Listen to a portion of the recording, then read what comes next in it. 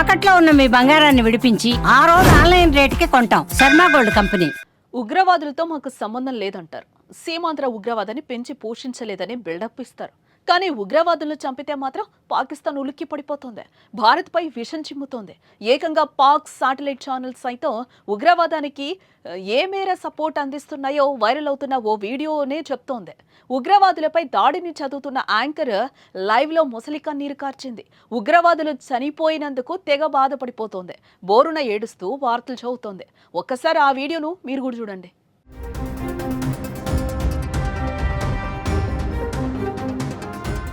చూసారుగా ఎంతలా బాధపడిపోతుందో. చనిపోయింది ఉగ్రవాదులే కదా, మరి యాంకర్ ఎందుకు ఏడుస్తోంది? దేశాలకు ద్రోహం చేసే ద్రోహులు చనిపోతే ఆనందపడాల్సింది పోయి ఏకంగా లైవ్లోనే కన్నీరు పెడుతోంది. ఈ ఒక్క వీడియో చాలు ఉగ్రవాదాన్ని పాకు దేశం, ఆ దేశ ప్రజలు ఎంతలా గుండెల్లో పెట్టుకున్నారు. ఆమె ఏడవడంపై సోషల్ మీడియాలో విపరీతమైన ట్రోలింగ్స్ జరుగుతున్నాయి.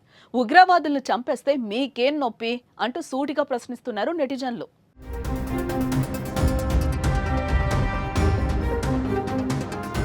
భారత దాడి కేవలం ఉగ్రస్థావరాలు, ఉగ్రవాదులు లక్ష్యంగానే చేసింది. పహల్గాంలో 27 మంది హత్యకు ప్రతీకారంగా దాడి చేసింది.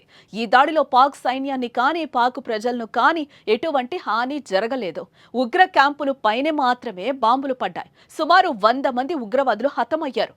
భారత్ దాడిని అన్ని దేశాలు స్వాగతిస్తున్నాయి. కానీ ఆ దేశం మాత్రం తట్టుకోలేకపోతుందే. ఉగ్రవాదులపై దాడులు జరిపితే ఆ దేశం సైన్యం మన దేశ అమాయకపు ప్రజలపై ఫైరింగ్ చేస్తోంది. జమ్మూలోని గ్రామాలపై దాడులు చేస్తోంది. 10 మంది భారతదేశ ప్రజలను చంపేసింది. ఇది ఆ దేశపు నీచపు బుద్ధి. ఇదే తీరును కొనసాగిస్తే మాత్రం భారత్ మరో దెబ్బ కొడితే ఈసారి మాత్రం ఆ దేశాన్ని తాకక తప్పదు. మరి ఈ యాంకర్ ఏడుపుపై మీ కామెంట్ ఏంటి?